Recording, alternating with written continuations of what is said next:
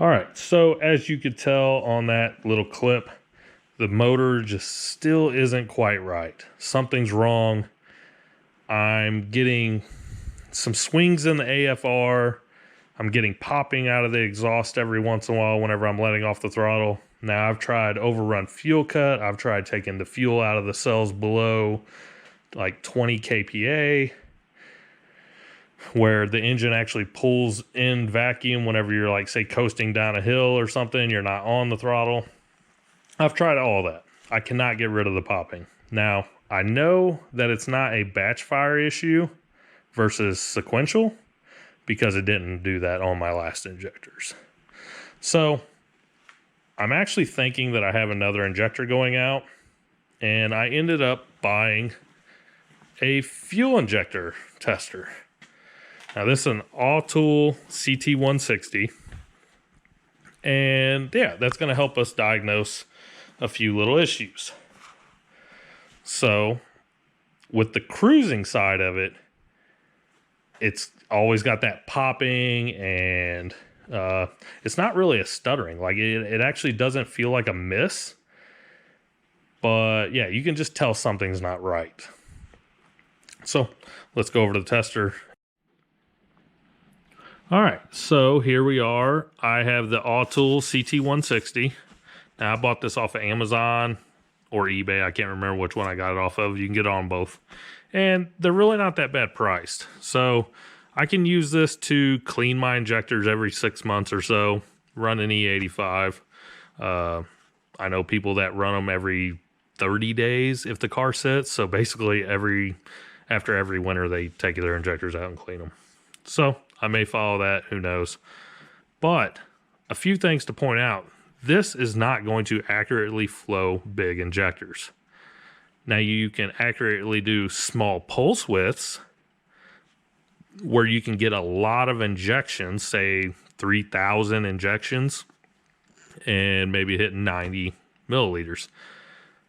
But whenever you start cranking this up to 10, 12, 15, 20 milliseconds, these tubes just aren't going to be big enough to hold it all.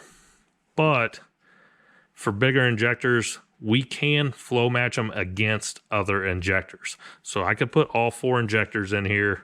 They're going to see the same pulse width. They're going to see the same pressure, and we can flow match them. Is it going to be super accurate? No. But if there's a big variation between one, say let's say this one got 40 and the rest of these are at 90, we know there's a problem with that injector. So I'm actually just going to test one injector. I'm going to test it at the 1.7 pulse width, and we're just going to do it at idle speed, so it's kind of slow. And you'll notice that it does like 1 or 2 initial squirts before it gets up to pressure. For some reason, they didn't build pressure and then start the injections, but whatever. Well, we're going to get that up to 60 PSI, and you can see at 1.7, that injector isn't even working. So now the 60 PSI, that's the base pressure for my car. So let's go up to what it will open at. So there's 4, that's pretty much NA in my car. 6.5, there's 8, 9, oh, about 9.7, 9.8. That injector just opens up and starts working correctly. Now, as you can see, it's got a lot of oscillation in the fuel rail. Now, as we take this back down, we can see that it stopped working at about probably 6.5 or so. So yeah, so we have an issue there. This injector just isn't even opening down low. And I think that's what's actually happening in the car. Now, I think once it opens or another one opens and kind of drops the fuel pressure in the rail, that injector might start working at lower than, say, 9 milliseconds. It might start opening at 3 or 4. Because at wide open throttle, before I'm building boost, say NA, so 100 kPa, 0 inches of vacuum, whatever you use, it opens up. Everything works, the car runs perfect, and it feels like all the injectors are firing. But anything at cruise and idle, these injectors just are completely random. So it feels like some of them are working, some of them aren't. So we're going to test this. At 1.7, what am I going to have to drop my fuel pressure to? Because right there's about 50. That's probably 43.5, somewhere in there, which is another standard. I actually bought a fuel pressure regulator, Aeromotive, to drop the fuel pressure to 43.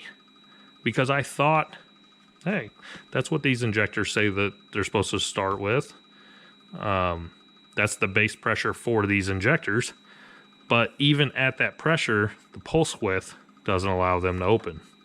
So let's drop it down. So that's 30 PSI.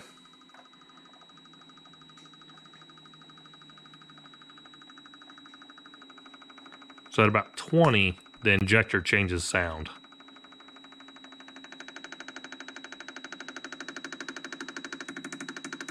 So that's about 15. So about 15, say 12. 12 it works. 10 you can definitely tell that the injector is opening every time. Like it just has that distinct sound. So at that pulse width, I would need 10 PSI fuel pressure. I just can't run at that low of a fuel pressure. I would say at 43, it would work just fine.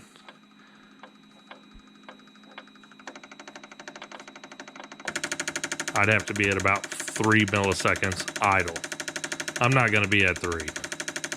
I might be like 2, 2.25 probably. I'm definitely not going to use that much fuel idling. So this tester works perfect for that. These injectors just don't. So, and that kind of sucks because I was kind of using this for a test to see if they would work on the hatch. Those injectors might work on this, being that this car is going to basically just be in high RPM, high boost whenever I'm racing. But sometimes I'm in line for like an hour before I get to the starting line. And I don't want my injectors only working half the time. So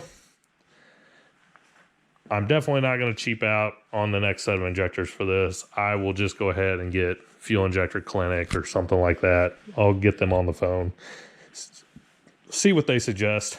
I do have the Holley adapter lowers. They're already ported. They're already done. I can put them on here. So I will, I guess, do a price per injector because I do like to have 8 injectors. I like to have a couple spares just in case they do go out. Or if I'm cleaning them, I can just swap them out. So, and I have a feeling that's going to happen on this car. I do have the fuel rails. I do have some dash 10s that I want to get welded on these. And I got the fuel pump for this. I did get the core support cut off, as you guys can see. I did save it. I didn't tear it all up. I did have to cut the headlight area out. It was basically already all bent up and everything, so that wasn't going to benefit anybody, but that part will. I'll get that sold to someone who needs it.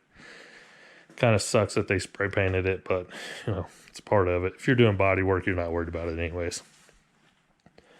So I got to get the front end ordered for this. I was just kind of concentrating on this first. I got all of the new injectors in here already. It is running so much better. I am still breaking in this engine, so I haven't ran it in boost or anything yet. Well, that's a lie. I've maybe ran 2 or 3 pounds, but I haven't really pushed it RPM wise. I think I've only got it up to about 3,500 RPM. So I just want to get that reliable. It is fall. It's back up and running. I'm pretty sure this is the first fall I've had this thing running. I got about 200 miles on it the other day. I've cut open multiple oil filters on this thing just to make sure that I'm not getting any metal shavings in the oil. Everything's coming back solid on this one. I really do think that that last motor going out was fuel contamination of the oil. So that is definitely something we're going to watch on here. I did get the data logs back on the van. I'm using the AFRs on that motor. Like I said, everything is working perfectly. Have nothing to complain about outside of the injectors, but that's all done. I even got it idling in the right ignition timing.